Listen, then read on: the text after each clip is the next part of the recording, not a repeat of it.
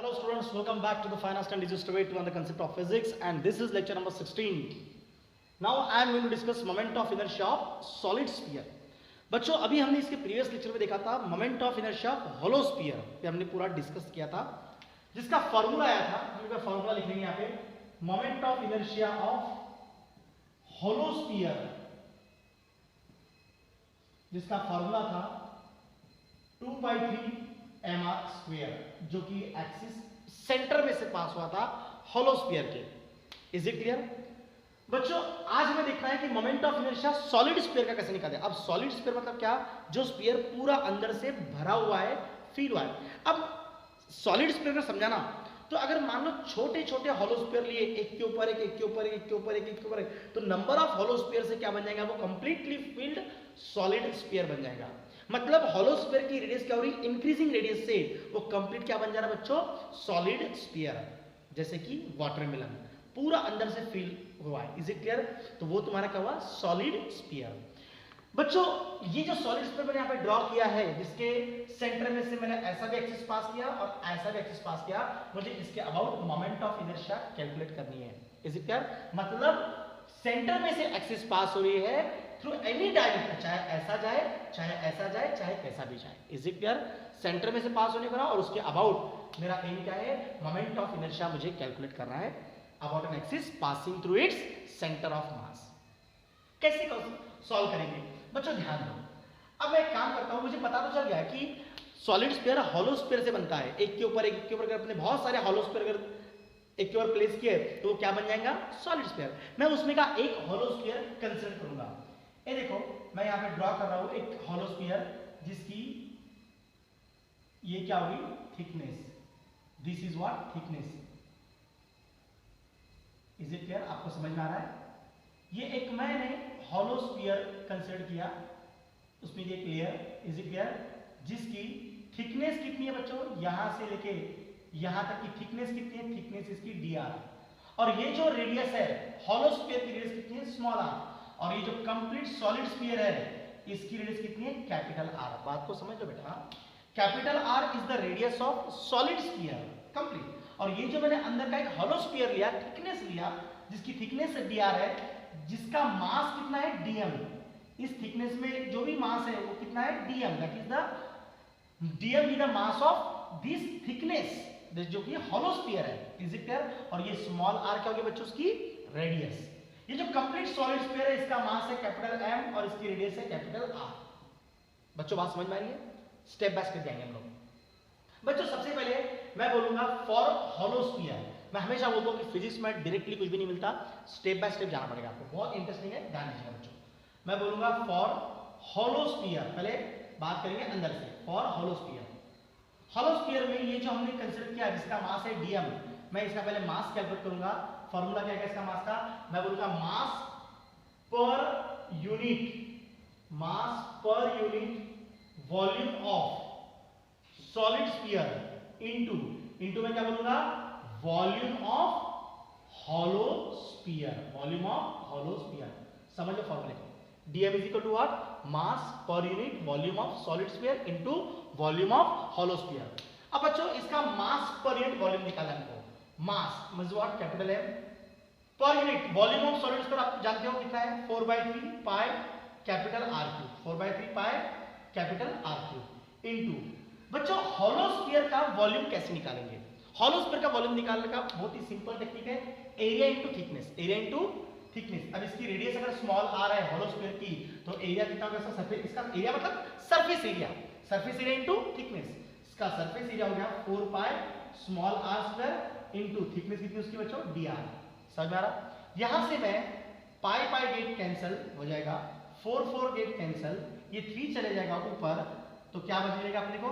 3 times capital M divide by r cube. यहां क्या बचा बच्चों? r square into dr. That is what? dm, mass of hollow sphere. हम इसका आगे काम गिरेंगे, आप इसको नोट डाउन करना. Is it clear? नाउ मैं इस फॉर्मूले को साइड में लिख लूंगा. dm इज इक्वल टू क्या मिला मुझे? dm इज इक्वल टू मुझे मिला बच्चों 3 capital M small r square dr divide by capital R cube. इस फॉर्मूले का मुझे आगे काम है, ठीक है बच्चों। अब मैं मोमेंट ऑफ इनर्शिया कैलकुलेट करूंगा पहले इस हॉलो स्फीयर का और बाद में जाऊंगा सॉलिड स्फीयर के ऊपर, ठीक है, ध्यान दीजिएगा बच्चों। मैं सबसे पहले बात करूंगा moment of inertia of hollow sphere, जिसका फॉर्मूला है बच्चों। अब अगर इसका मास अगर डीएम है तो मिलने वाला मोमेंट ऑफ इनर्शिया का मुझे क्या मिलेगा, डी आई। तो D I is equal to formula क्या है, हॉलो स्फीयर का बेसिक फॉर्मूला क्या है, 2/3 mr²। तो ये 2/3 मैंने ले लिया सामने, इज इट क्लियर। और डीएम मतलब क्या मेरा, इसका मास, ये हॉलो स्फीयर का मास कितना है, डीएम, जो मैंने कंसीडर किया है इसका मास कितना है, डीएम, तो मैंने यहां लिखा डीएम। और ये आर से मतलब क्या, डिस्टेंस, ये कितने डिस्टेंस में यहां से सेंटर से, स्मॉल आर। तो स्मॉल आर का क्या हो जाएगा बच्चों, स्क्वायर। तो समझ में आ गया, 2/3 डीएम स्मॉल आर स्क्वायर। मैं फिर एक बार बता रहा हूं आपको, D I moment of inertia hollow sphere, formula क्या था, 2/3 एम की जगह मैंने क्या लिखा, एलिमेंट का mass, dm, r is what, distance. ये हॉलो स्फीयर सेंटर से स्मॉल आर कितने डिस्टेंस पे है, तो दैट इज उसकी रेडियस स्मॉल आर है, तो that is what, small r का स्क्वायर। बच्चों स्टेप बाय स्टेप ध्यान दीजिएगा, 2/3 डीएम। अब मेरा डीएम पूरा कंप्लीट, मुझे क्या मिला, ये डीएम मैं यहां पे पुट करूंगा इनटू क्या रहेगा, देखना, 3 capital M small r square into d r divide by capital R cube, और ये छोटा r square as it is, small r square. बच्चों यहां से 3 गेट कैंसिल, यहां पे क्या बचा अपने को, 2 times capital M R square into r square small r to the power of 4 into d r divide में क्या बच्चों, capital R cube. That is the moment of inertia of hollow sphere.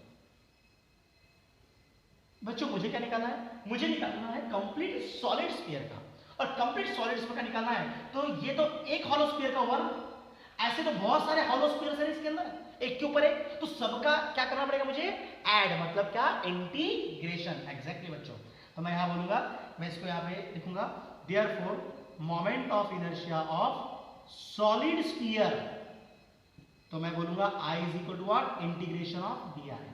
ध्यान देना बच्चों, integration of d I, integration of d I कितना है तुम्हारा, d I कितना तुम्हारा, 2 times capital M small r to the power of 4 d r divide by capital R cube. बच्चों फिर एक बार दिमाग में कंसेप्ट आ रहा कि सर हम लिमिट्स क्या लेंगे। बच्चों यहां से स्टार्ट करें, अब यहां से एक एक हॉलो स्फीयर कंसीडर करेंगे हम लोग, तो यहां से स्टार्ट हो रहा है, ये 0 से लेके कंप्लीट एंड तक के जाने वाला है, उसकी रेडियस कितनी है, आर, कैपिटल आर। तो 0 से लेके आर तक की, मतलब लोअर लिमिट आएगा 0, अपर लिमिट आएगा capital R. Is it clear. Solve करो बच्चों इसको, इंटीग्रेशन मैथमेटिक्स है, हमेशा मैं आपको सिखाता आया हूं कि डी के साथ में क्या है, स्मॉल आर डिफरेंशिएट करना है, तो उसका रिलेटिव उसके साथ में रखो, बाकी कांस्टेंट्स बाहर ले लो। कांस्टेंट्स में क्या लिया मैंने, 2 times capital M divide by R cube, अंदर क्या बचा बच्चों, integration 0 to capital R to the power of 4 d r. Is it clear. मैं स्टेप बाय स्टेप चल रहा हूं। नाउ इसको सॉल्व करेंगे हम लोग बच्चों, ये 2 times M capital R cube as it is, integration of r to the power of 4, exactly क्या हो जाएगा, r to the power of 5/5, lower limit 0, upper limit capital R. समझ में आ रहा है बच्चों। नाउ बच्चों यहां ध्यान दो, अब मैं पुट करूंगा upper limit minus lower limit, तो 2 times capital M divide by R cube. एक काम करेंगे, हम इस स्टेप को ऊपर लिखेंगे ना, मैं इसे कट कर दूंगा,